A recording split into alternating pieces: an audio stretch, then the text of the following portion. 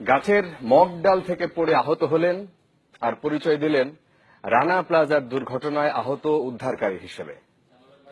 বিনা পয়সায় চিকিৎসা নিয়েছেন ঢাকা মেডিকেলে, তারপরে অ্যাপোলোর মতো হাসপাতালে, তারপরে সিআরপি থেকে। প্রধানমন্ত্রীর দেয়া 10 লাখ টাকার সঞ্চয়পত্রের পাশাপাশি হাতিয়ে নিয়েছেন দেশি বিদেশি সহায়তার লাখ লাখ টাকা, সাথে 16 কোটি মানুষের সহানুভূতি। বিস্ময়কর এই প্রতারণার অভিনেতা রাজবাড়ীর গোয়ালন্দ উপজেলার দেবগ্রাম ইউনিয়নের সাবেক মেম্বার ইউনুস আলী ওরফে ইউসুফ, যিনি কিনা নিজের আখের গোছানোর মাধ্যম হিসেবে বেছে নিলেন বিশ্বের 100 কোটি মানুষের বিবেক নাড়িয়ে দেয়া রানা প্লাজার দুর্ঘটনাকে। আমাদের সহকর্মী মাকসুদুল নবী তিনি একটি অনুসন্ধানের রিপোর্ট করেছেন, ছবি তুলেছেন রিপু আহমেদ।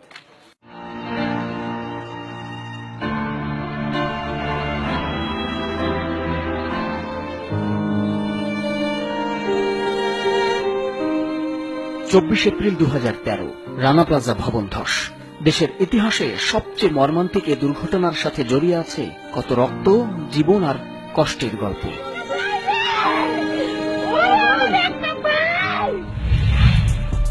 ইউনুস আলী সর্দার ওরফে ইউসুফ রানা প্লাজা দুর্ঘটনার উদ্ধারকারী পরিচয়ে 17 মাস চিকিৎসা সেবা নেন পক্ষাঘাতগ্রস্তদের পুনর্বাসন কেন্দ্র সাভারের সিআরপিতে। সবাই জানত এই ব্যক্তি স্বেচ্ছায় উদ্ধারে নেমে প্রাণ বাঁচান অন্তত 10 জনের, আর তা করতে গিয়ে বরণ করেন পঙ্গুত্ব। আজকে আমার ওই গায়ে মানুষ কাজে বেরোবে। সে সময় দেশি বিদেশি গণমাধ্যম ইউসুফকে আখ্যা দেয় রানা প্লাজার বীর। বিজিএমইএতেও ইউসুফের নাম রয়েছে উদ্ধারকারীর তালিকায়। ইউসুফের পরিবার বলছে ক্ষতিপূরণ হিসেবে প্রধানমন্ত্রীর পক্ষ থেকে তাকে দেয়া হয় 10 লাখ টাকার সঞ্চয়পত্র।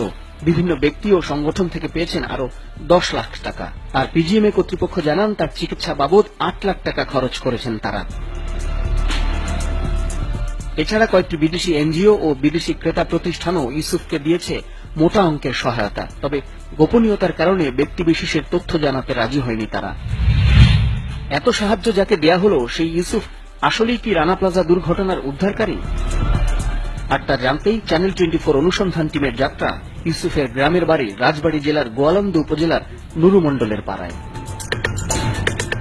রানা প্লাজা দুর্ঘটনার পর ইউসুফ 4 লাখ টাকা দিয়ে নতুন বাড়ি করেছেন, গড়ে তুলেছেন একটি গরুর খামারও, রেখেছেন বেতনভুক্ত একজন সেক্রেটারি যার কাজ তার ব্যাংক ব্যালেন্স ও সম্পদের দেখাশোনা করা। স্থানীয়রা জানান ইউসুফ ছিলেন ইউনিয়ন পরিষদের মেম্বার, পেশায় গাছ ব্যবসায়ী। রানা প্লাজায় কিভাবে আহত হয়েছিলেন ইউসুফের কাছে সেই গল্প শুনতে চাইলে ভান করেন কথা বলতে না পারার। আচ্ছা, ওই যে যখন দুর্ঘটনা ঘটছিল একটু ওই সময়কার কথা একটু বলেন না। তাহলে গল্পটা শোনা যাক ইউসুফের স্ত্রীর কাছে। না, কথা বলে, সামান্য সামান্য বলে কিভাবে কি হলো, এলো গেছিল ঢাকা ভাগ্নের বাসা বেড়াতে।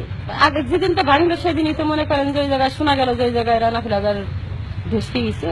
উনি ওই খাও খাওয়ার বাস ওই জায়গায় ঢুকে গেছিল, এই ধরনেরই গেছিল মনে হয়। তাছাড়া কি করবে যাবে ওই জায়গায় দিছে মানুষ 20,000 10,000 এরকম করে অনেক মানুষ দিছে।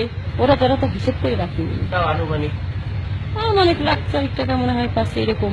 আমাদের একটা সঞ্চয়পত্র করে দিচ্ছে 10 লাখ টাকা। কিন্তু অনুসন্ধান বলছে যেদিন রানা প্লাজা ধস হয় সেই একই তারিখে গোয়ালন্দ উপজেলার দেবগ্রাম ইউনিয়নের বেথুরি গ্রামে একটি গাছ কাটতে গিয়ে মগ ডাল থেকে পড়ে গুরুতর আহত হন ইউসুফ।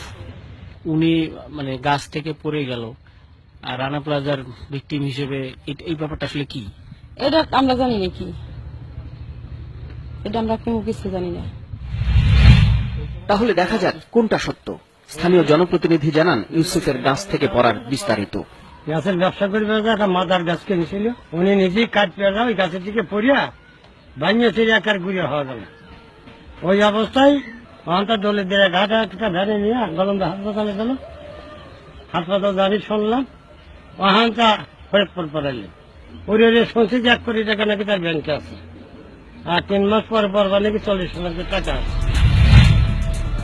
2013 সালের 24 এপ্রিল গাছ থেকে পড়ে মাথায় জখম নিয়ে ইউনুস আলী ওরফে ইউসুফ সর্বপ্রথম ভর্তি হন গোয়ালন্দ উপজেলার স্বাস্থ্য কমপ্লেক্সে।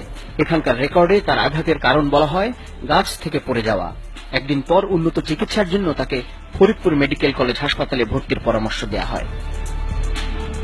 ইউনুস সরকার নামে একজন লোকে ভর্তি ছিল, সে হিস্ট্রি ফ্রম ফল ফ্রম কি গাছ থেকে পড়ে হয়েছিল এবং তার কাছে তার মাথায় একটা ইঞ্জুরি ছিল, স্কালতে যখন ছিল, এটা আমরা লিখেছি। এবারের যাত্রা ফরিদপুর মেডিকেল কলেজ অ্যান্ড হাসপাতালে। নথিপত্র ঘেটে দেখা যায় 2013 সালের 25 এপ্রিল থেকে 28 এপ্রিল পর্যন্ত এখানকার সার্জারি বিভাগে চিকিৎসা চলে ইউনুসের।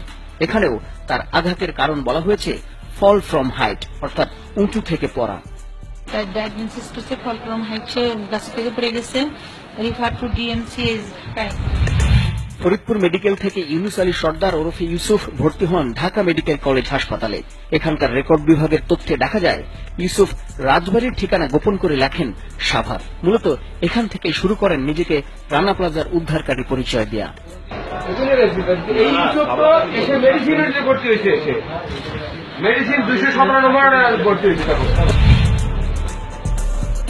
ঢাকা মেডিকেলে 3 দিন থাকার পর বিজিএম এর তত্ত্বাবধানে ইউসুফকে ভর্তি করা হয় রাজধানীর অ্যাপোলো হাসপাতালে।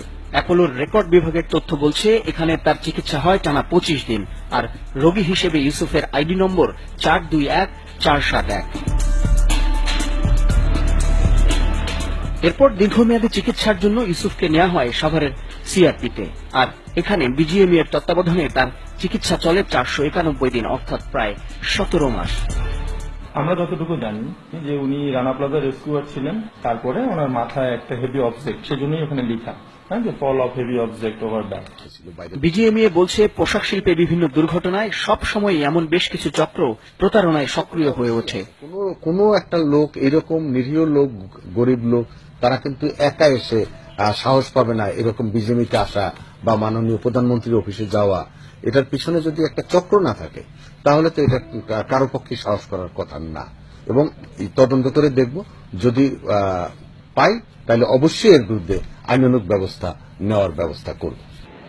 ইউসুফের পরিবার 20 লাখ টাকা সহায়তা পাওয়ার কথা স্বীকার করলেও স্থানীয়রা জানান তিনি দৌলতদিয়ায় আত্মীয়ের নামে 4 বিঘা জমি কিনেছেন, যার বর্তমান বাজার মূল্য 16 লাখ টাকা, এবং অগ্রণী ব্যাংক সহ কয়েকটি ব্যাংকে তার রয়েছে বিপুল অর্থ। মাকসুদুন নবী, চ্যানেল 24, ঢাকা।